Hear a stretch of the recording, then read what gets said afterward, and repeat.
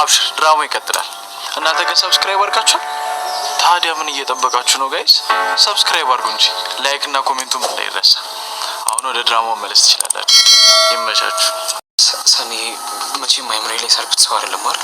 እሱ ራሱ ነው ክብሩ ከስንት ጊዜ በኋላ መጣ እና እንደሱ ወርቆ ነሽ ነው የምትይኝ? እንጂ ከፊ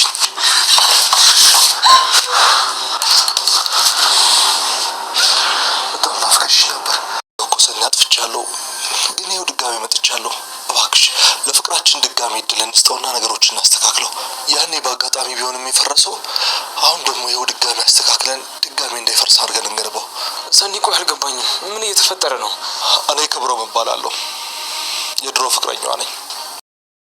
ሰኒ ያላሰበችውን ነገር ስላየች በጣም ደነገጠች። ክብሮምን ካቀፈችው በኋላ ግን እሱ ምንትን ሲላል በስሜት ነበር በሰለኛ ያቀፈችው። ከዛም በኋላ ግን እንዳትነካይ ብላ ነበር ያለችው። እዛ ጋም ጆከር የሌለ ስሜት ውስጥ ገብቷል። እዚህ ጋም ክብሮም ነገሮች በጣም ተደበላልቀዋል። ክብሮም ሰኒ ለኔ ካልሆነች ለማንም አትሆንም እያለ እየፎከረ ነው። እሷ ከሌላ ችግር ለመውጣት ብላ የገባችበት ትዳር አሁን ላይ ደግሞ ሌላ ችግር ይዞባት እየመጣ ነው። ነገሮቹ ከጠበቅናቸው በላይ ከባድ ሆነዋል። ሰላም ውድ የተከበራችሁ የቻናሌ ተከታታዮች እንዴት ናችሁ? ከኔ ጋር ሁሉ ሰላም ነው። ሰላማችሁ ብዝት ተተረፍ ይበልልኝ ባላችሁበት ውድ ቤተሰቦቼ። ለዚህ ቻናል አዲስ ከሆናችሁ እንደተለመደው ሰብስክራይብ አድርጋችሁ ቤተሰቡ ነው። ነባሮች ዌልካም እንኳን በሰላም መጣችሁ ብያለሁ ውድ ቤተሰቦቼ። እንግዲህ የሳቃችን ድምቀት የድራማው ድምቀት የሆነችው ሀናዬ መታደናለች ማለት ነው። ታሪኳን ስትናገር እውነት በጣም ነው ያሳዘነችኝ። እውነት እኔ እንጃ ለምን ቶሎ ብዬ እንደማዝን አላውቅምና እንደዚህ አይነት ነገር ሳይ በጣም ነው ልብ የሚነካውና አሳዝናኛለች ታሪኳን ስትናገር ማለት ነው። በጣም ነው የምታሳዝነው። ብቻ ግን ወደ ድራማው ስለተመለሰች በጣም ደስ ብሎኛል። እየተንቀጨቀጨች ምናምን ታስቀኝ ነበር ማለት ነው። እና እንግዲህ ጨበርዬም እንዳያችሁት ውልቃት ደርሶባታል። እንዲሁም በአንድ ቂጠም ቢሆን ሂጄ አጣራለሁ ብላለች። እና የወሬ ሱሷ በቃ የጨበርዬ ባሰ ማለት ነው። በቃ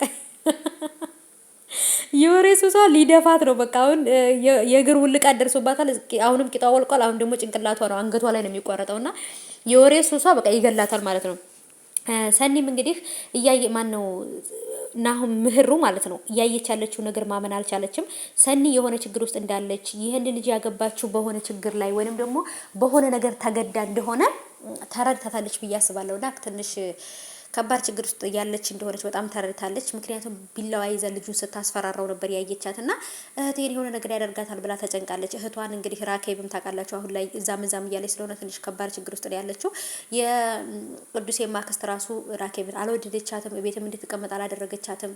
በጣም እውነት ለመናገር የቅዱስ አክስት ግን በጣም አናዳኛለች። እውነት እንዴት ነው የሰው ልጅ ያለባት ንቀት ማለት ነው። ቅዱሴ ግን ጭራሽ የእሷ የእህቷ ልጅ አይመስልም። ሰው ያከብራል፣ ሰው ይወዳል ቅዱስ ማለት ነው። እሷ ግን በጣም ከባድ ሰው ናት። በእርግጥ ያሳለፈችው ህይወት ሊሆን ይችላል እንደዚህ ያደረጋት አላቅም። እና ውዶቼ ሰኒ ክብሮምን ስታየው በጣም ደንግጣለች። ከስንት ጊዜ በኋላ ተመልሶ መጣ ብላ እዚህ ጋር ክብሮም ቀለበትና አበባ ይዞ ሂዷል። ያንኛውም ደግሞ ጆከር ቀለበት ምናምን አድርጎ አበባ ይዞላት ሄዶ ነበር።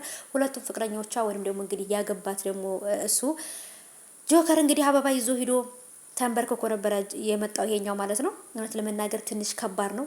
ክብሮም ለኔ ካልሆነች ለማንም አትሆንም እያለ እየፎከረባት ነው። አሁን ላይ ከአንዱ ችግር ወጣው ስትል አንደኛው ችግር ይመጣባታል እና ምን እንደምታረግ እንዴት እንደምትሆን ምን እንደምትወስን በጣም ግራ ገብቷታል ማለት ነው። ሰኒ ምን መወሰን አለባት ትላላችሁ ቤተሰቦቼ? መሆንም ያለባት ከክብሮም ጋር ሳይሆን ክብሮም በምትወደው በምታፈቅረው ሰዓት እህትሽ ተናገረችኝ ብሎ አንቺ በቤተሰቦችሽ ሀሳብ የምትሄጂ ከሆነ ብሎ አልፈልጋትም ብሎ ነበር የሄደው። ልቧን ሰባብሮት ነበርና ከዛም በኋላ ግን ደግሞ ከክብሮም ውጪ ሌላ ሰው አላምንም ስትል መልሳ ደግሞ አሁን ከጆከር ጋር አብራን ያለችው። ስለዚህ ጆከር ለሷ ሲል በጣም ብዙ መስዋዕት ከፍሏል። ውሳኔዋን ማስተካከል አለባት። በጭራሽ ክብሮምን መምረጥ የለባትም። ከጆከር ጋር መሆን ያለባት ብዬ አስባለሁ። እሱም ደግሞ እንግዲህ ከጽናት ጋር እየተከራከረ ነበር። ክብሮም ሰኒ ጋር የተፈጠረው በሰኒ ህይወት የመጣው ነገር ምንድነው? የተፈጠረው ነገር ምንድነው እያለ እየጠየቃት ነበር። እውነቱን የነገረችው ይመስለኛል። በጣም ነው የተናደደው።